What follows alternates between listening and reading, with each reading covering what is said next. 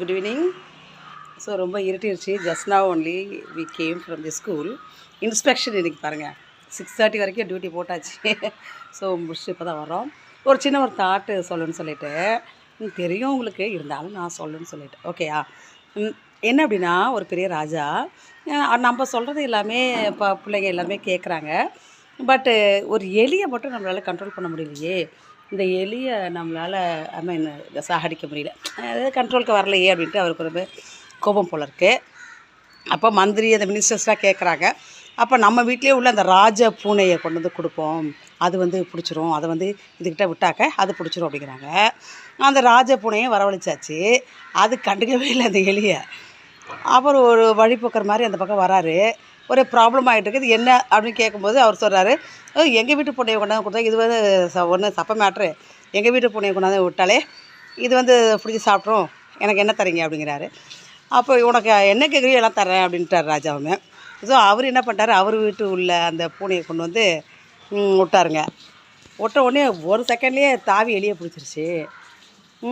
அப்போ தான் வந்து அவர் கேட்குறாரு, என்னடா எங்கள் வீட்டு எலியெல்லாம் பூனையெல்லாம் கொண்டு வந்து விட்டேன், அது ஒன்றும் பிடிச்சி சாப்பிடல, கண்டுக்கவே இல்லை, வீட்டு பூனை மட்டும் இப்படி உடனே பிடிச்சி சாப்பிட்ருச்சு அப்படின்னு சொல்லி கேட்குறாரு. அப்போ வந்து அவர் சொல்கிறாரு, ராஜா என்னோடய எலி வந்து சாப்பிட்டே 10 நாள் ஆச்சு, பல நாள் ஆயிடுச்சு அப்படின்ட்டார் அவர். அவ்வளோதான், முடிஞ்சிருச்சு. இந்த பசி இருந்தால் வந்து பாருங்களேன், அது அந்த பசியில் சாப்பிட்ருச்சு. தட் மீன்ஸ் தேவை இருந்தால் நம்ம எந்த காரியத்தை முன்னோக்கி செல்வோம். That is needs necessity is the mother of invention அப்படி சொல்லுவாண்ணே. ஸோ தேவை இருக்கிற மனுஷன் தான் அதை நோக்கி செயல்படுவான்.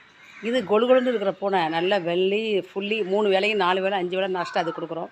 ஸோ அது ஒன்றும் செய்யாதுங்க. அப்போது தேவை இருக்கிற மனுஷன் ஒரு வேலைக்கு அப்பாயின்மெண்ட் பண்ணும்போது கூட, எங்கள் கரஸ்பாண்டன்ட்டு பழைய கரஸ்பாண்டன்ட் சார், ஸோ நல்ல எலிஜிபிலிட்டி எல்லாம் இருக்குங்க அந்த ஹேண்டுக்கு. ஆனால் வந்து ரிஜெக்ட் பண்ணி அனுப்பிச்சிடுவாருங்க. அப்போது வந்து I use to ask sir, he is fit only, why you are sending not giving job அப்படி கேட்கும்போது அவர் சொல்லுவார், ஏம்மா அவங்க வீட்டில் எல்லோரும் வெல்டுடுமா, அவன் நம்ம ஸ்கூலில் வேலை செய்ய மாட்டாமா அப்படின்னு பாருங்க. நல்ல வெல்டுடு, ஸோ ஹி வாண்ட் ஒர்க், இந்த சம்பளத்துக்குலாம் நம்ம ஸ்கூலுக்கு வரமாட்டாமா அப்படி பாருங்க. ஸோ இப்போ தான் அதுக்கு ரெண்டையும் நான் ரிலேட் பண்ணிக்கிறேன். அவருக்கு தேவையில்லை, இந்த கொஞ்சம் காசு வந்து அவருக்கு தேவையில்லை. ஏம்மா வந்துட்டு ஒரு மாதத்துலேயே ஓடி போயிடுவாமா அப்படின்னு பாருங்க. Same slang what he use to speak.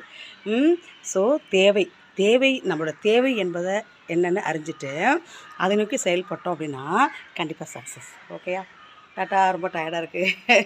டிஃபன்லாம் சாப்பிடுங்க. ஓகே, பாய்.